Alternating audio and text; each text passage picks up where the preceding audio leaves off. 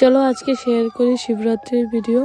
তো শিবরাত্রির পুজো করে আমার গলা বসে পড়েছে, তোমরা হয়তো বুঝতে পারছো।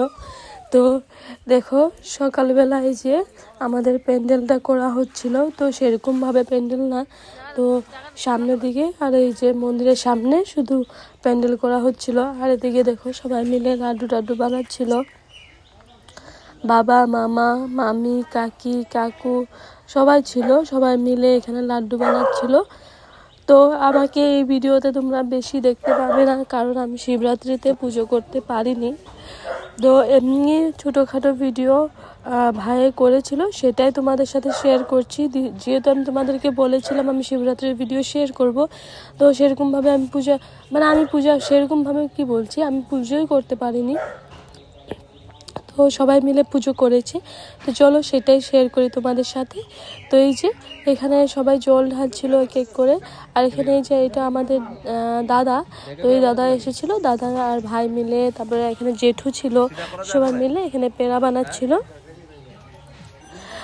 তো এই যে তারপরে এখানে ভিতরে মামা জেঠু মিলে আবার খিচুড়ি, তারপরে লাবড়া এসব বানাচ্ছিল। তো ওরা কি কি বলছিল, তো আমরা সবাই মিলে শুনছিলাম আর হাসছিলাম অনেক।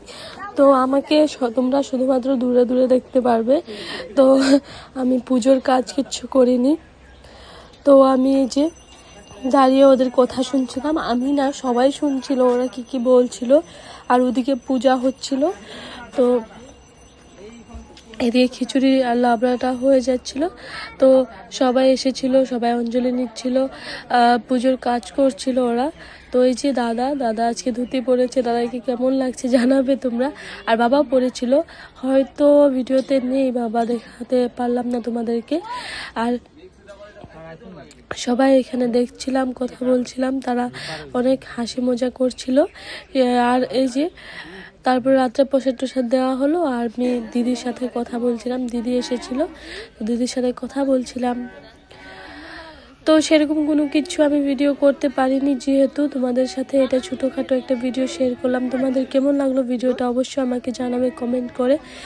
আর আমার একদম গলা বসে পড়েছে, তোমরা বুঝতেই পারছো। তো আজকে জন্য আসলাম, বাই বাই, টাটা।